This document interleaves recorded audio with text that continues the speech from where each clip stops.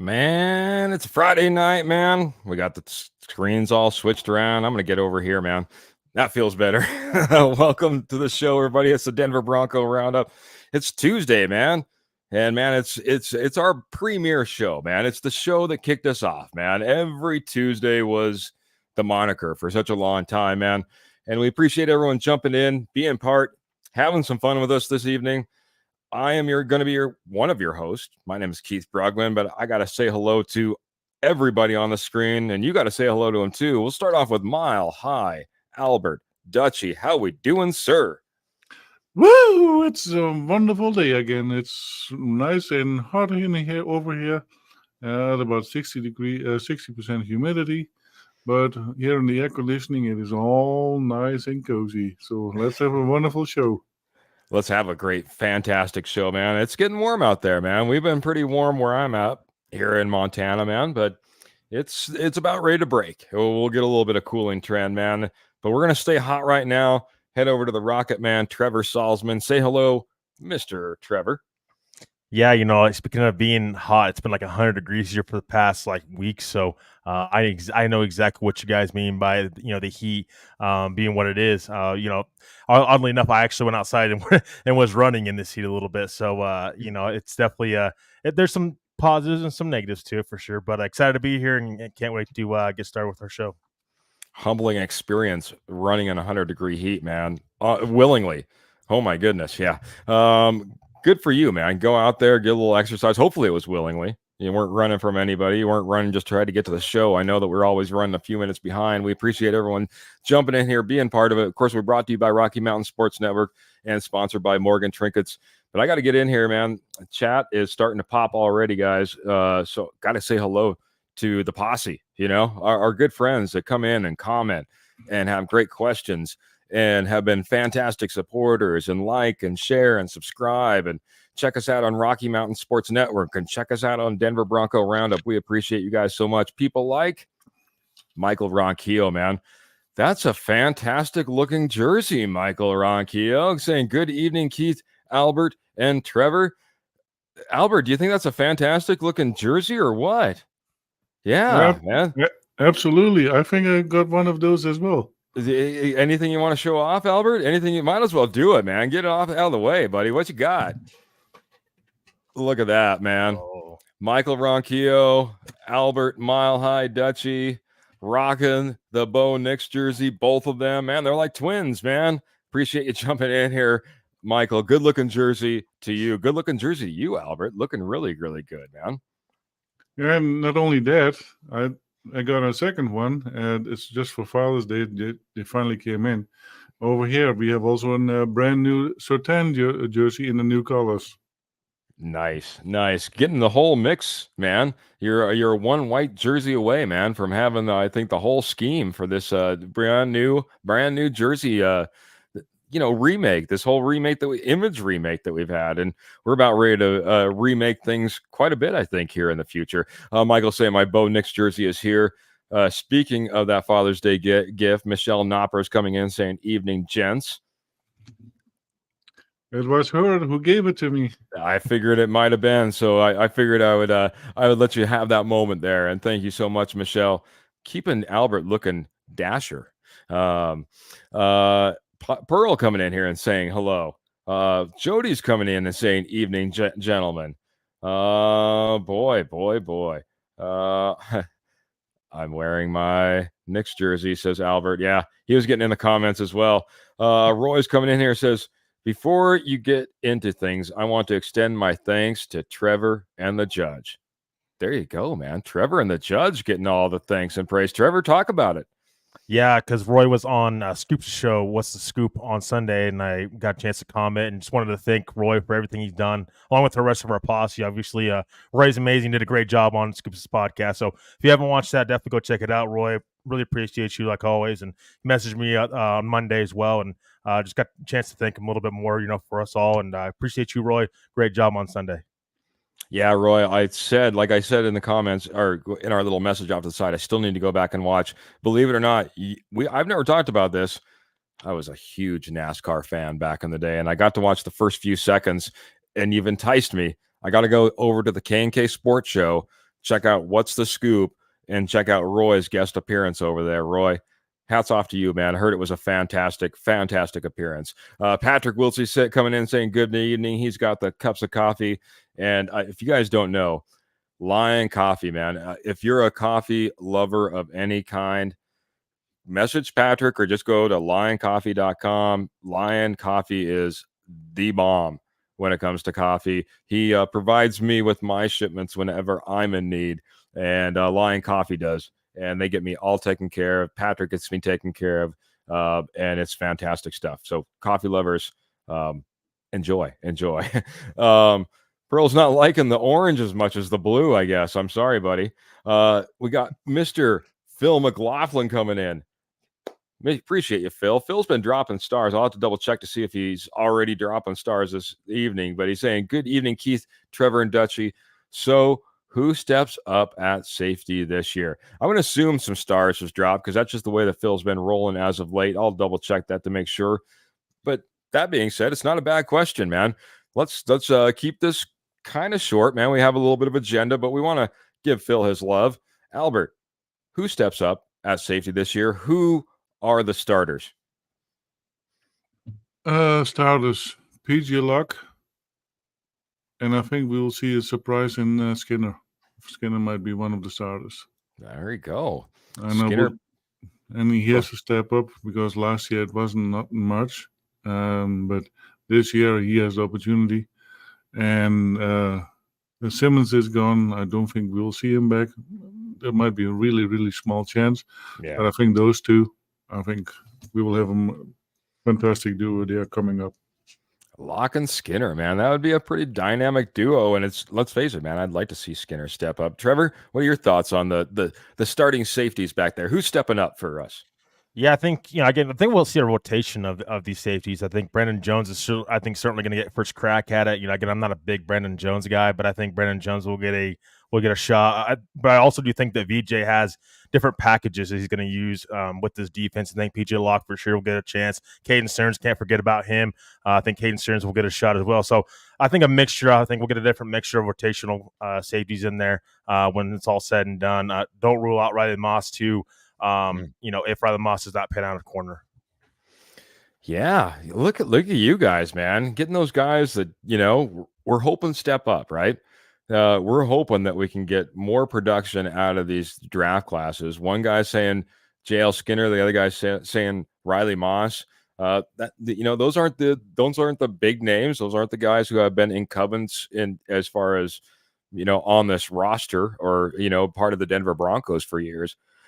These are guys that are fairly new that I would love to see step up, man. I would love to see step up. I'll just go the safe answer. I think it's going to be a Brandon Jones. I think it's going to be a PJ Locke back there. I think that's going to be, it seems like the most safest path, you know what I mean, for me to be right. But I like you guys stepping out on a limb a little bit because especially when you're talking about a Riley Moss changing a position, you're talking about JL Skinner kind of taking that leap, especially coming off of a kind of an injured year last year and really coming into his own and owning that position. I like both of those options, honestly, better than Brandon Jones being the option because it's the people we've invested in. It's the people that we sought out. It's the people that we went after in the draft. So I like that as well. Mark Calderio coming in and saying, Good evening, gentlemen. What is up? Just talking some Broncos football, man, and appreciate everybody jumping in as well. And by the way, went back, looked. It was Phil McLaughlin dropping 100 stars, and we appreciate it. Guys, we have some fantastic relationships in the podcast community. We talk about the K&K Sports Show, left, right, and otherwise. But I got to give it up to this guy. It's been a little while since I've seen this guy in the chat. Mr. Lance Sanderson over from the MHH guy. Check those guys out, man. If you guys haven't checked out an MHH pod, especially if you haven't checked out a Lance Sanderson MHH pod, you need to do so. He says he's a huge fan of PJ Locke this year. Want to see more of Caden Stearns staying healthy.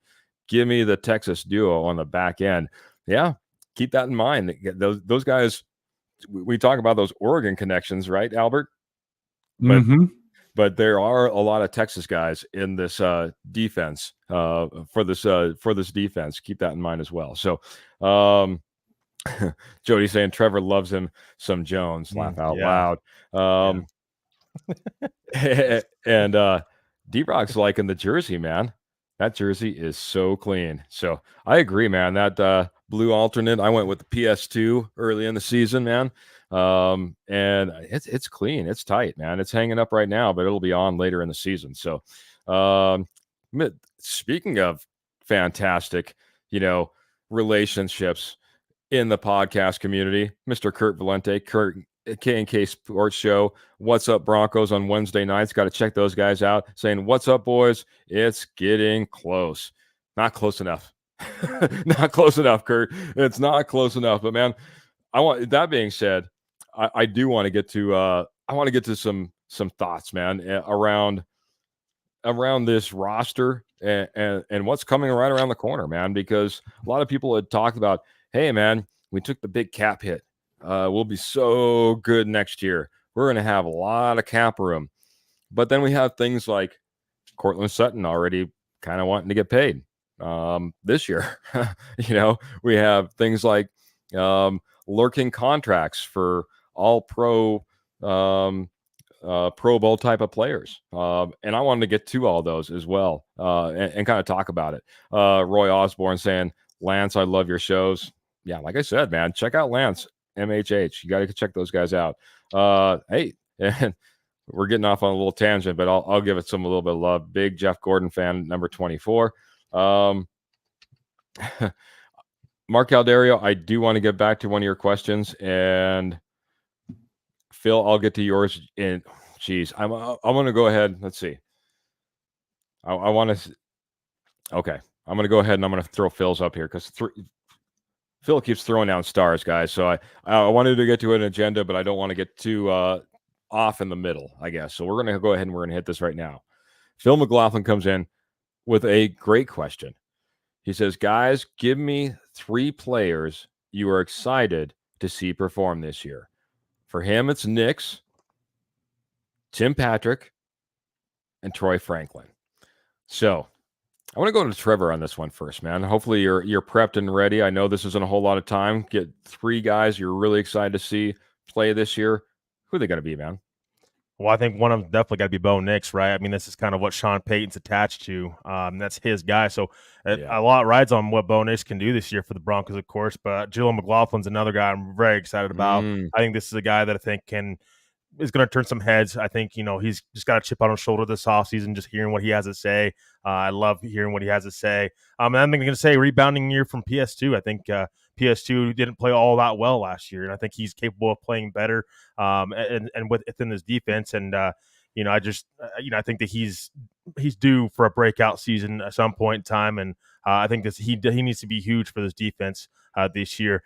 But I think a lot of that also rides upon what Riley Moss does and whoever else in the secondary next to Pat Surtain, how well they do this year, so he can get targeted a little bit more. But PS2, I think, definitely needs to come back and be a better player as well, and is capable of being that guy. Right on. I don't think there's going to be a lot of wrong answers here, and the chat's blowing up. I'm going to go through that here in just a second as well. But Albert, I want to get your thoughts first, man. Who are the 3 players you are excited to see perform this year, expecting them that they do perform? What do you think, buddy? So I want to have look at it as a little bit different, and this goes with one of the other questions, the defensive line as a group, to see that they can stop the run. I'm really excited to see that happening, and I think we can make that happen. Then I'm also will be excited to see, Estime.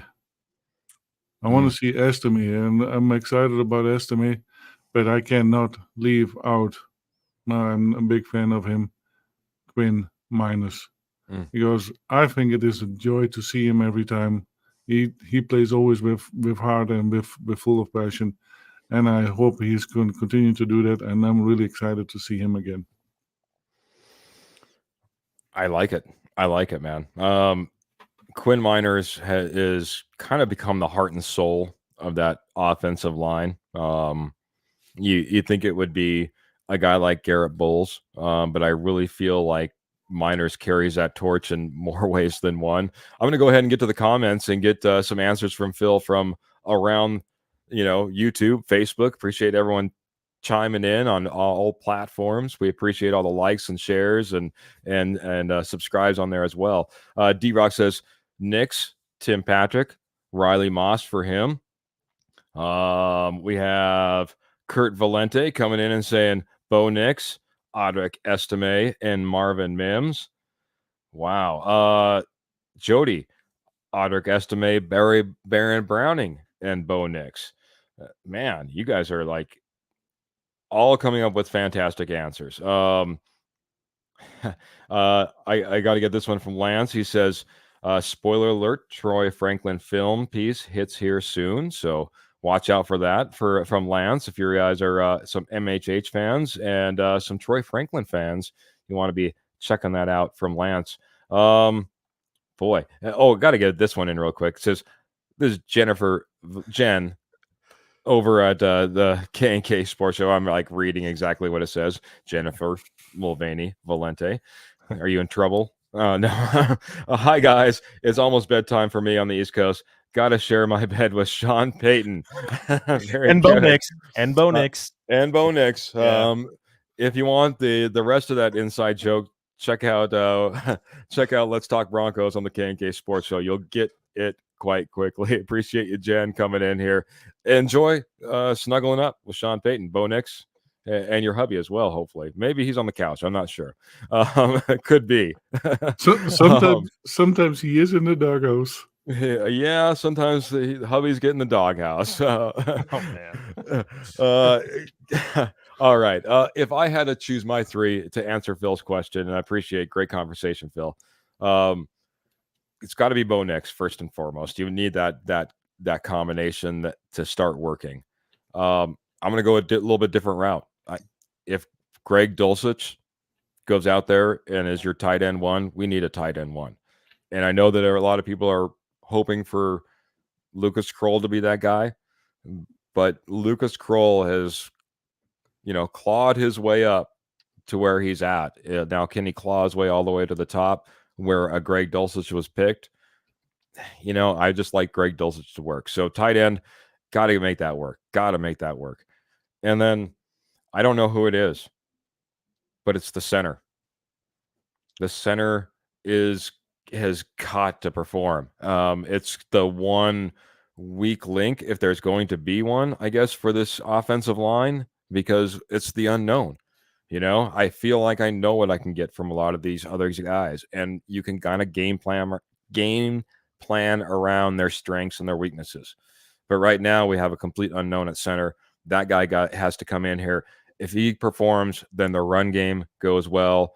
The exchange with the quarterback goes well. There's so many things that, the play calling and the protections go well. There's so much that needs to be placed on that center, and it needs to go well. So I need that position to perform. That's my last one, bud. Gosh, you guys are fantastic. Appreciate it so much. Guys, let's try to jump into this. I tried once before, but there's a lot of Denver Broncos coming up on contracts. And I know there's been a lot of talk about contracts. So let's just start off right off the bat. I'm going to start off with Albert Mile High Dutchy because he has a guy right over his shoulder, his left-hand shoulder, that I think has been in the media quite a bit. And I'm going to go ahead and I'm going to start with Albert. PS2, that's one guy that we need to get taken care of. How soon do we need to get him taken care of? And is there any debate that we don't get this guy taken care of, whether it be in the chat or whether it be right here on the screen? What do you got, Mr. Dutchie? No, they already took care of him a little bit by picking up his 50-year option. So that's of whatever that a special thing is, that where he will get $20 million. So they already worked on that one. But yeah, they need to get a deal done before even the season starts, before the real regular season starts, and get it done and give him a 5-6 year contract, because you cannot let him go. He is too good of a player to let him go. How soon did he? I was reading off to the side. Did you give a timeline on when he needs to get done? Yeah, before the season starts. All right. I would even say before the 53 man breakdown. Very good, man. Basically, they got to get it done through training camp. Yep. They got to get it done through training camp, if not before. PS2 is right up there. Paul's coming in and saying, hell yes, I'm getting this guy taken care of. I can't imagine you're going to disagree. If not, we might have to kick you off the show. But what do you got to say, Trevor? Oh, I ain't gonna disagree on this. I've been on the PS2 train for all off season. Everyone's like, well, maybe trade PS2 and picks to get up in the draft and get a quarterback. I think it wasn't going to happen. Didn't happen. And I'm glad it didn't happen, because this is a guy that, again, just doesn't come around that often as far as cornerback. Yeah, is a cornerback going to help you, win a ton of games? Not all the time, but, sometimes they do. They are important. And I think it's just how you build around them. PS2 and Quinn Meinerz are George Payton's two best draft picks so far, under George Payton, So for me, yeah, PS2 100%. I agree with Albert. I think it's got to be before training camp. I think him and Quinn Meinerz both, you got to get those guys locked up, because as we're going to mention here in a little bit, there's a lot of guys in this roster that need to be taken care of. And two guys in particular that need to be taken care of ASAP. And then we'll see how the rest of the guys kind of perform this season. But yeah, I think PS2 absolutely is a guy that needs to be taken care of, and sooner rather than later, of course. Paul's got a great question, man. I'll be honest. I usually like to look at a few things. I'm not an off the cuff type of guy. I don't know how Trevor, how good you feel about off the cuff, but Paul's wondering what that contract should look like. And Albert, if you have an idea too, I would like to get your thoughts. But Trevor, I'll start with you. Any ideas of what this contract for PS2 should look like? Expensive. I mean, I think that he's might be the highest paid corner, if not the. Definitely up there as one of the highest paid corners in the NFL. I don't know on top of my head what the exact money is going to be like. I'll have to get back to Paul on that one. Yeah. On Friday, we'll have a better answer for you, Paul, because I just don't have that in front of me right now. But he's definitely going to be top five, one of the top five most highest paid corners in the NFL.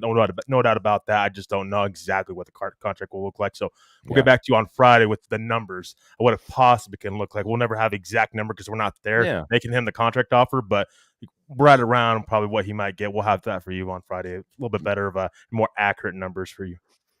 I feel the same way. I don't know if you feel any different, Albert, but off the cuff, trying to guess what this contract would be. I have no problem maybe circling back around on an answer, unless you have anything for him, buddy. Yeah, I think you will be looking about 18, 19, maybe 20 million a year for the next 5 years, and probably with a 30, 40 million guarantee on there. Yeah. I wouldn't be surprised if that would happen. And I think he deserves it. Yeah, I think it could go anywhere from a kind of right in line contract to a market setting contract, because that's the type of guy that PS2 is. We don't have too many guys on this roster that we have to worry about in that regard. Albert is fantastic. He watches over this chat, and he, like a hawk, by the way, you guys are all, it's like a big brother. It's some dark web type of stuff that I'm just kidding. No, he watches over, he sees what's going on, he watches the chat, and he keeps pointing out, and we might just do this. You guys are bringing up so many fantastic questions in the chat. I don't know if we're going to be able to stay on agenda, especially doing an hour show, because I feel like I need to get to some of these questions, especially if you're going to be in here dropping stars for like the third time tonight, man. So I'll kick it off on that side of things. I'll go over to Phil McLaughlin, and he's got a great question, man. We're loaded, and I'm looking down my list. I don't know if Sternad is on the 1 year list. Benito is on the 2 year list. 2 years left on his contract. Browning and Cooper only have a 1 year left, but we're getting so full at that position, guys.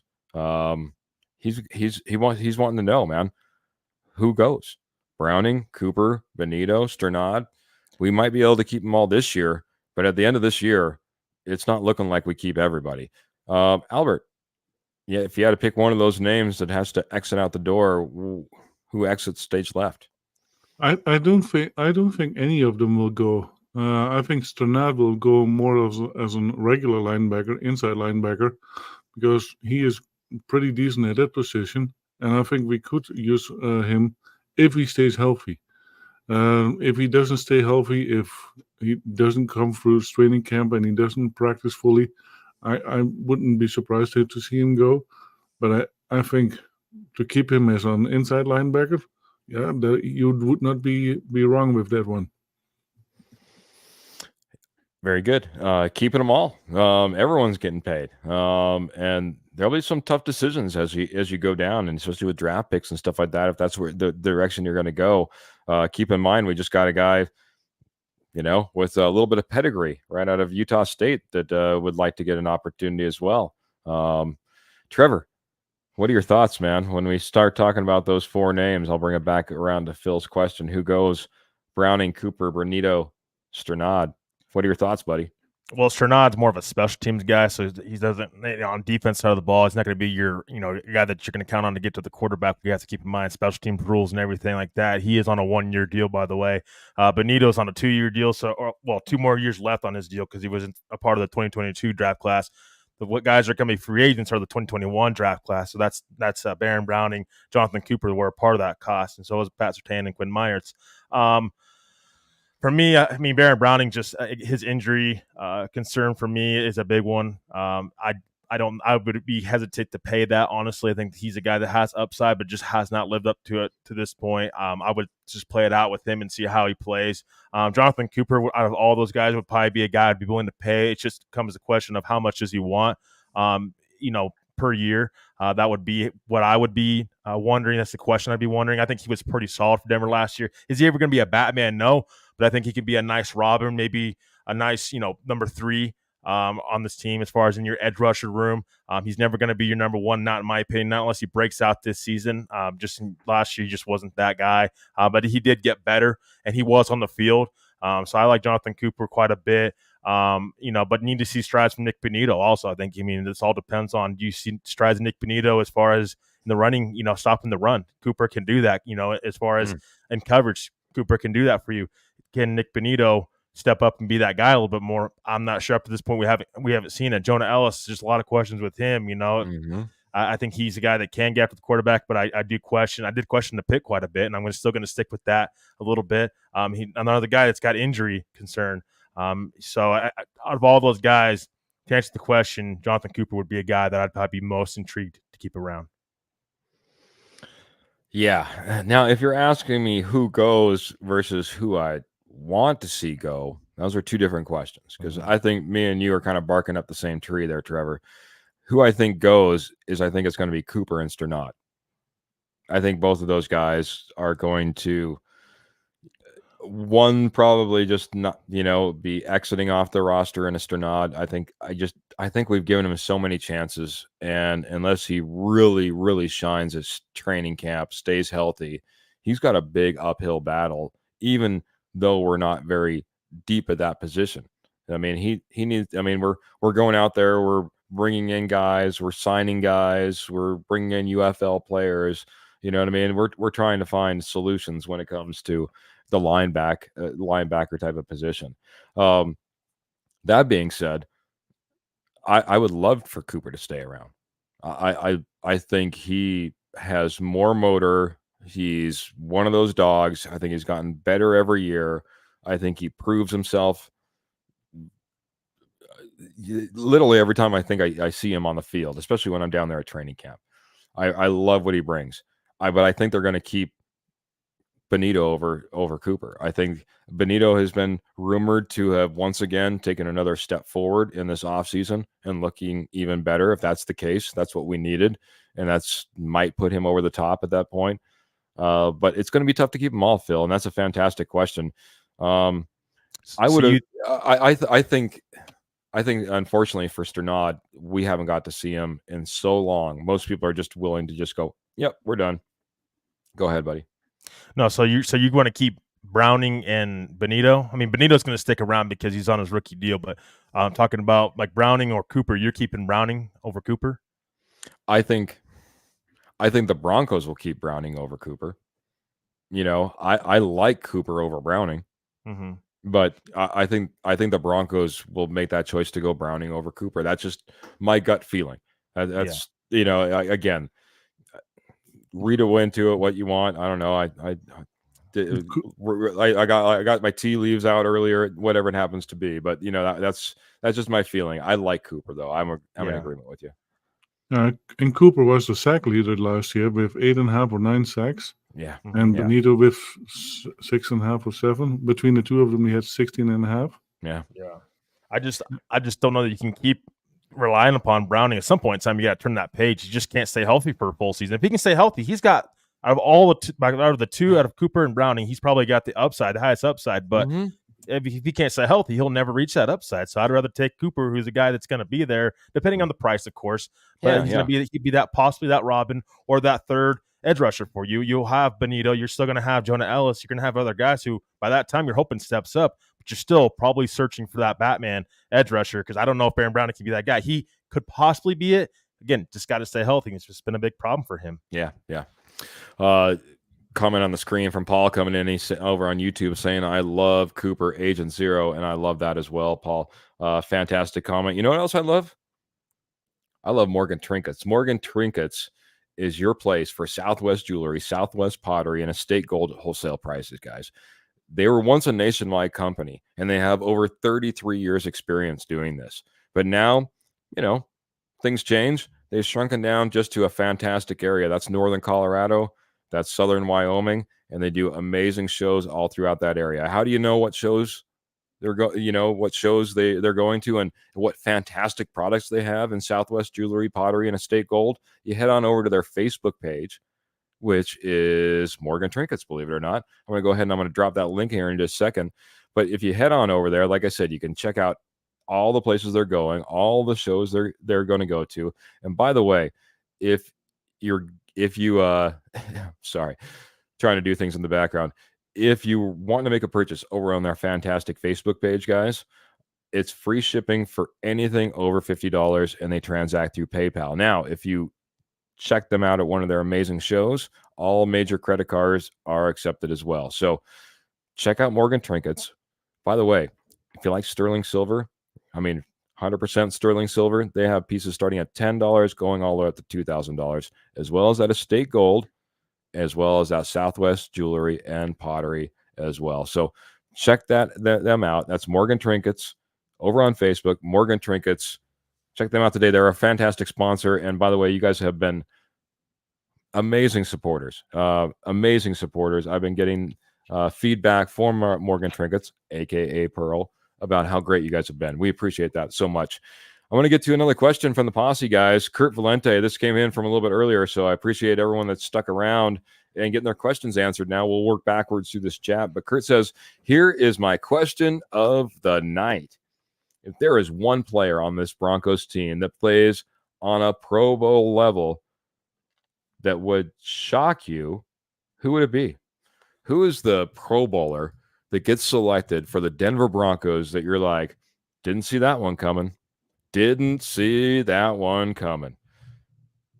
Let's start it off with Trevor on this one. Trevor, who's your guy?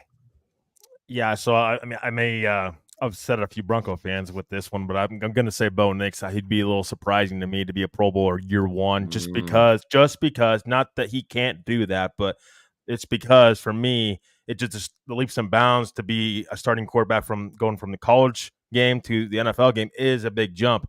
And we're sitting here talking about him not even possibly starting the season. We'll see. Again, I think he should, of course. I just think he's going to go through he's going to go through his ups and downs this season. So I think it's unfair to sit here and expect him to be a Pro Bowler this year. So it would surprise me a little bit if he was, because we don't see it that often with rookie quarterbacks, other than CJ Stroud. I mean, name another quarterback that's been a Pro Bowl caliber quarterback up to that standard in year one. It just doesn't happen that often. So I just think the odds are against him just based upon in years past. So for me, it'd be Bo Nix. Yeah, last quarterback I can think of other than CJ Stroud, we played him in a Super Bowl. He used to like to do a Superman pose. That's probably the last guy I remember really taking off on his rookie year and making it all the way to a Pro Bowl level on his rookie year. Mac Jones came close, I guess, but that was about it. Albert, what are your thoughts, man? That surprise. I can't believe this guy had a Pro Bowl caliber year for the Denver Broncos, but look at him. I'm so happy. Who is it? Tim Patrick. He is gonna be, because he's gonna play with a big chip on his shoulder. 2 years not able to play anything because of injuries, and I think his comeback is one with a vengeance, and I would really like to see that happen. It would surprise me. A definitely comeback player of the year. One that would surprise me. That's the one thing. I can think of some dark horse candidates, you know what I mean? But ones that I've always been kind of rooting for as well. So I'm trying to think of one, like kind of dig deep in here. I'm going to go ahead and I'm going to go with, I'm still leaning a little bit on guys I like, but Ben Powers. If Ben Powers goes out there and has a Pro Bowl year this year, that would be pretty shocking. He hasn't played up to his expectations as of yet. And I don't know if he's even been selected to a Pro Bowl comparatively to maybe some of his contemporaries that might be around him. I think McGlinchey's been to a Pro Bowl. I think Garrett Bowles has been to a Pro Bowl. So you start, racking up those guys around you. I don't know if Ben Powers has been there. I'll have to research that. But for Ben Powers, if nothing else, to get back to that level, that would be my shocker, man. And again, I really think this Denver Bronco team is going to go the way of the run and the run first. And I know that's kind of crazy to hear now that that's what we were calling for all last year, and now we might finally get it. But that being said, it's going to all rely on this offensive line. So if Ben Powers is playing up to that level, we might be looking fantastic, guys, in my opinion. So Paul's coming in, and I'm going to turn this into a question. Paul came in on YouTube early, and he said, if the Broncos only win 5 games, but they beat the Seahawks, the Steelers, the Jets, the Raiders, and the Chargers, I'm fine with it. It would be a Broncos revenge tour. If we only win 5 games next year, it's a step backwards. It's a step backwards from where we've been. Some people are projecting more. Some people are projecting less than what we did last year. But if we only got 5 wins, but those were the 5 wins, will you be with like Paul, Albert? Will you be happy as well? No, I'm fine. He said fine. I don't want to put words in someone's mouth. He said he is fine with it, not happy. No, I will not be fine with it. Sean Payton says he could turn it around. He could be better than Hackett, and in this level, he would be worse than Hackett. So no, I definitely need to see at least the same what we had last year or better. If we just win these 5 games, it's not going to happen. It does make me happy. I cannot be happy with that. And you would not be fine with it? Absolutely not. Okay, I just didn't want to take Paul's statement out of context. We're not fine with it. We're certainly not happy with it. Can't be happy with 5 wins. But Trevor, are you fine if we get, wins against the Seahawks, wins against Russell Wilson and the Steelers, wins against Hackett and the Jets, the Raiders, the Chargers? You get all those knocked out. You feeling pretty good? You're fine with it? But before I answer that question, by the way, Ben Powers or Michael Glench have never made it to the Pro Bowls, so they're okay. None at all. So just giving you a little bit of information. Again, win 5 games, but I would be fine winning 5 games if Bo Nix is the guy. That's why. That'd be the only reason. But if you're winning 5 games, there's probably other problems out there. Now, I'm not sitting here expecting the Broncos to necessarily be a playoff team, but I need to see strides in the right direction, not just with a record, but with your team. With Bo Nix, you ate $85 million, Sean Payton. It's time. We need to see Bo Nix be the guy. I mean, I get giving him time, giving him a couple years till we fully see he's the guy. But this year, we need to see strides in the right direction with Bo Nix in the quarterback position. That's your guy. You took a chance on him. You ate $85 million and you took him 12th overall. We have to see it. We have to see that. That's the only way. I'm okay with them winning 5 games this season if Bo Nix is the guy. It's the only way. If Bo Nix is the guy, if everything looks like it's going in the right direction, everything's clicking, but we only get 5 wins, are you saying I don't care who the 5 wins comes against? You would be fine if we even only had 5 wins? It's got to be against these teams. Well, you can snap that streak against the Raiders because you haven't beat the Raiders in how many years? I mean, that would be 1, but the rest of them, it doesn't really matter, I guess, because, again, I need to see Bo Nix be, progress and show signs of being that guy. We talk about the eye test all the time.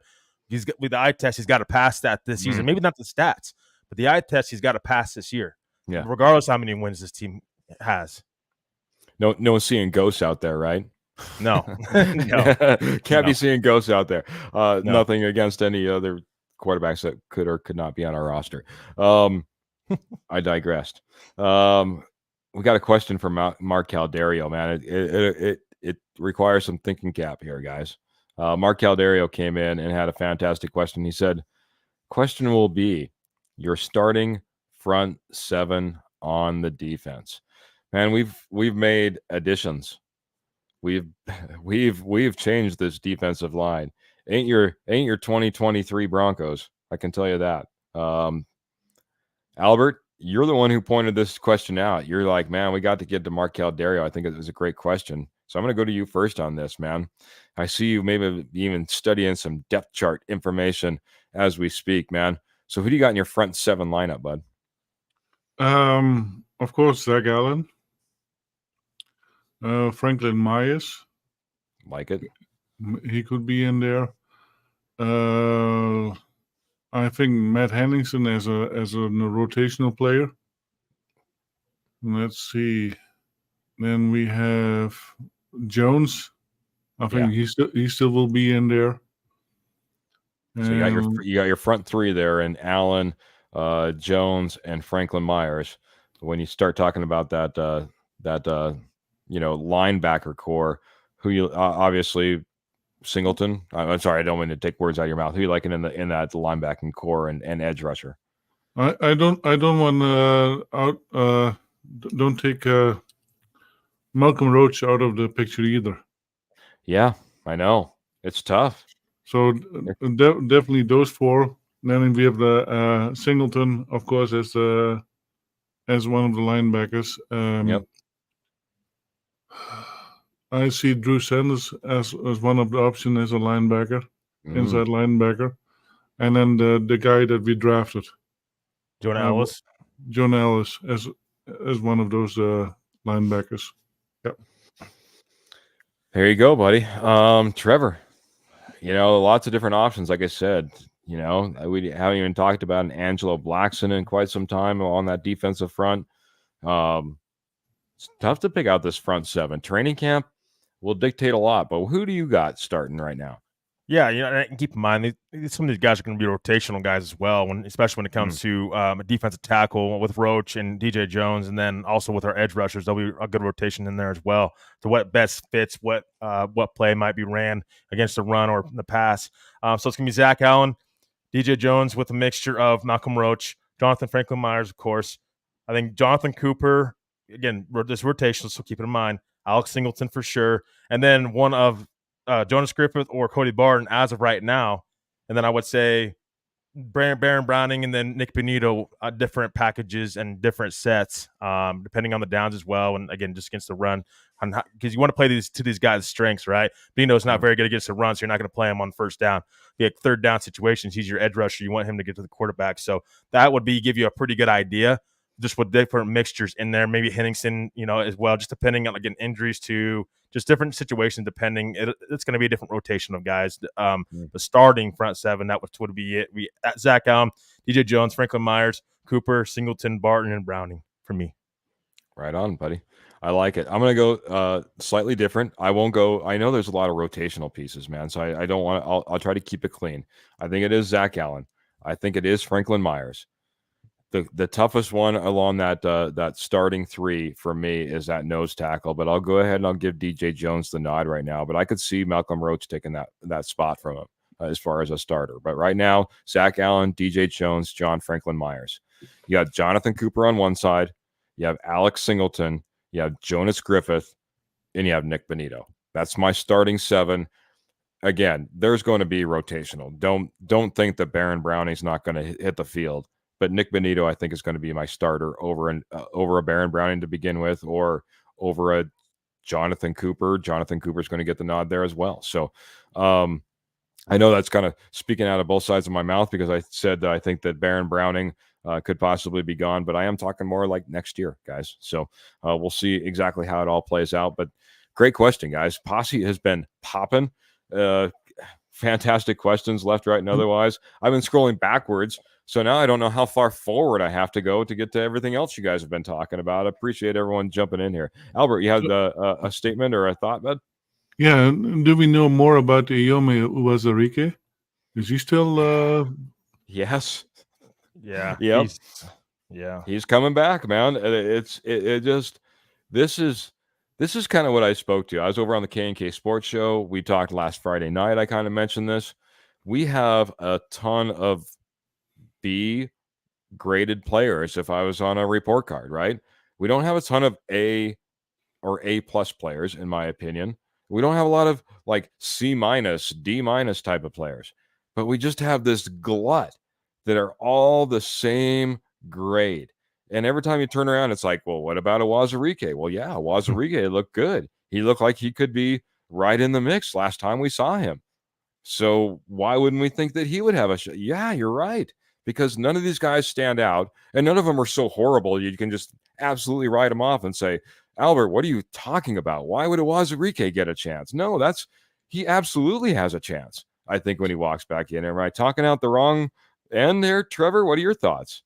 Yeah, it's just, I think that, again, I agree with you, Keith, on the roster. It's not a competition everywhere. That's what it is. I mean, I just looked at PJ Locke's contract. He's on a one-year deal, essentially, because he has a potential out in the second year. So a lot of these guys' contracts and the way this roster is shaping up right now is it's kind of prove-it deals for a lot of these guys.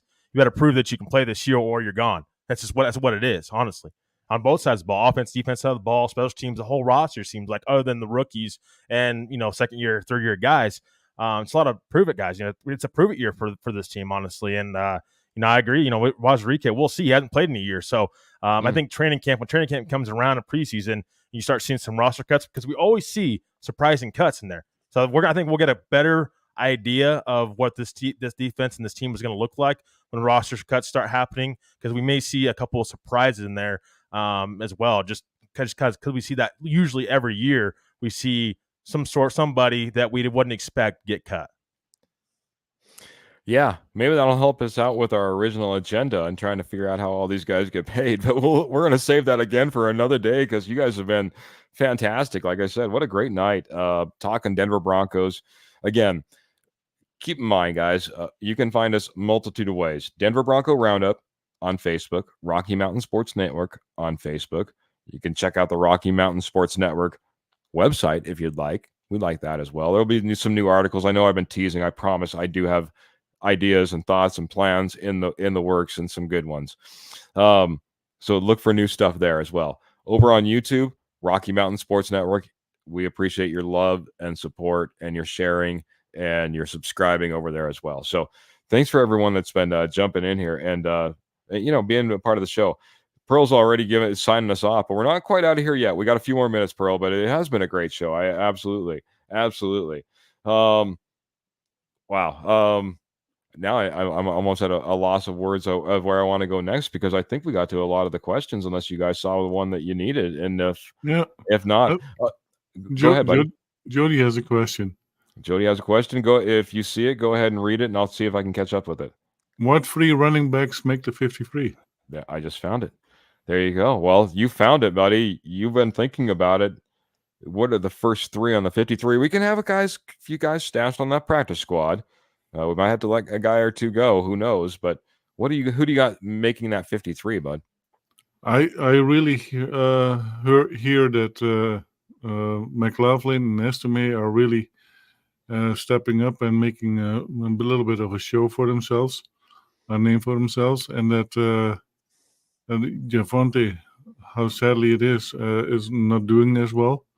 So I think that those two, McLaughlin and Estime, is going to make it, and then maybe that the new guy, Blake Watson. Blake Watson. Those might be the 3, and then maybe Pookie on the practice squad. Ooh, if you can get him squeaked on that practice squad, someone doesn't swoop him right up, man. That'd be a tough one to try to get made through. But Jody is a lockstep with you, saying Estime, McLaughlin, Watson. Trevor, are you going to step outside the lines? So far, the 4 horsemen, 2 of the 4 horsemen have the exact same lineup. Estime, McLaughlin, Watson. Got the same one. What do you got, buddy? Well, I agree with McLaughlin for sure. Again, I think this guy has a chance to have a breakout season. He was Denver's best running back last season, and I think that we don't talk about that enough. And he's poised, I think, to break out this year if healthy, and if this offensive line can give him some running lanes, and if he can continue to improve in pass pro. But for me, again, the whole Javonte Williams thing, it's just, I don't know. I don't know what to believe, because we're hearing that he doesn't look very good, but then I'm hearing otherwise. I just think, we got to see it. I want to see it in person. I want to see what he can do. Keith, maybe when you go to training camp, you can tell us a little bit more. Spoiler alert there. But I want to see it with my 2 eyes before I determine how Javonte Williams looks. Again, I want to give him the benefit of the doubt. I really do hope that he's turned the corner. He's back to the old Javonte Williams, but we shall see. If I had to predict right now, I think, again, the Estime injury is kind of does, I think, determine this as well. How long is he out for? Because that could be the difference between 2 guys, in my opinion. It's Javonte Williams and Samaje Perine. Those 2 guys, I think, are the 2 guys that we're talking about maybe making this roster or not. Blake Watson, we'll see. Watching him on film, I didn't see anything too special in him, but maybe he's a guy that they use on special teams, so maybe they do stash him. There's a chance to keep 4 running backs too, but maybe there's a chance that Blake Watson can make the practice squad. That's always a possibility if they can squeak him through. If not, I think that he can stay on this roster as a special teamer. But P. Ryan, I think, would make this roster if Audrey Estime might be out for an extended period of time. I think if Estime's back, then I think that Javonte makes this roster and P. Ryan's one that's gone, because you can save more money than anybody in this running back room if you cut P. Ryan. So I think it just depends. But if anybody's going to get cut and this running back room is going to be determined, it's going to be way down the line. We're talking probably last preseason game or second preseason game when we'll probably get that answer of who's making this roster and who not, because that's something that one of those competitions that it's just going to depend on down the line. Ain't that the truth, man? It's even tough in training camp, man, because you're not popping off on guys in training camp like you are in a preseason game. I mean, that's really your true test. Heck, it's the way that Terrell Davis got onto this roster, right? It wasn't through training camp. They didn't see enough in training camp. He wasn't lined out to be on this roster, but man, all of a sudden, preseason game happened over in Japan, and it all changed, man. This is. I'll try to make this quick.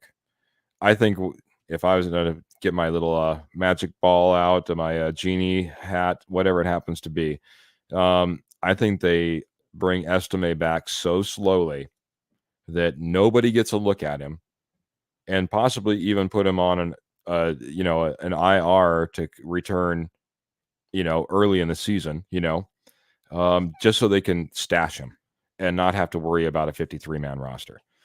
Blake Watson, I think, is a guy that you could get squeaked through on the practice squad. So then it makes it a lot easier trying to make these decisions when you get those 2 guys out of the way.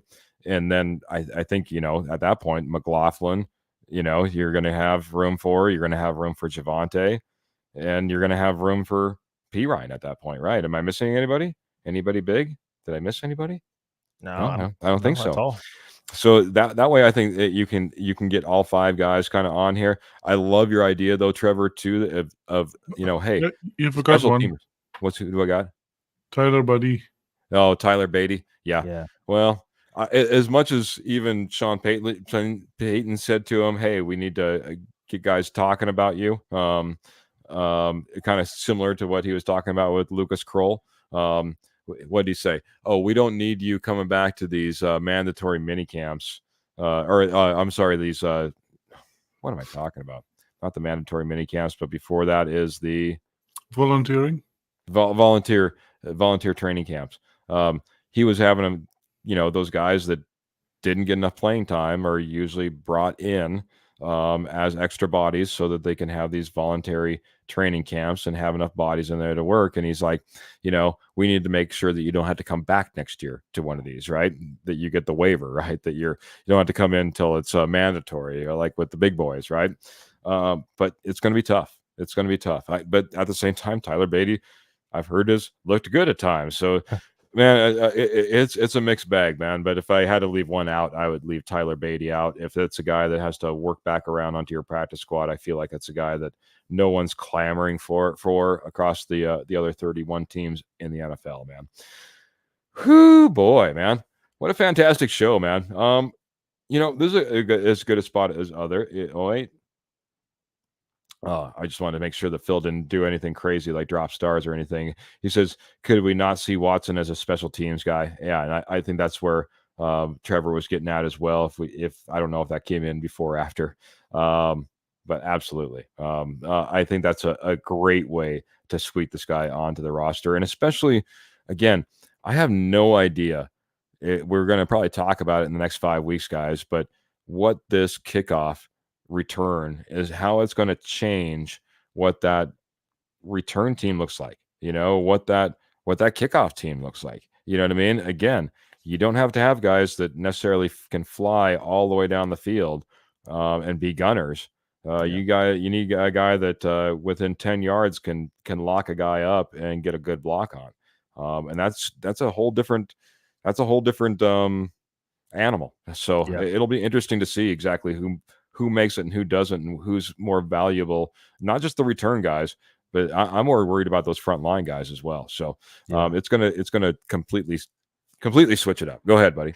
No, I was just gonna say, and pads too. We'll get a pretty good idea of what this running back room is going to look like, in all of the competition that the Broncos have going on right now. We'll get a better idea once they get in pads, and once again training camp comes around and preseason comes around. Then we'll get right now everybody looks good. I mean, in all 32 teams, so there's just so much positivity, which is great. But again, there's going to be guys that have to be trimmed off this roster. This is why I say there might be some cuts that are tough cuts down the line that we're going to have to make. But I like your idea, Keith, about Estime stashing him for this season and be able to keep all P. Ryan and Javonte and then McLaughlin and maybe squeak Watson through the practice squad. I like that idea, and I think that's something that we definitely you keep that in mind, because that's something that they can absolutely do. You don't have to play Estime this year if you don't want to. You can develop him this year, and maybe he takes over next year. Oh, by the way, P. Ryan and Javonte are gone. Yeah. So, their contracts are expiring. So it's a great leeway, I think, into Estime next year. You don't have to play this year.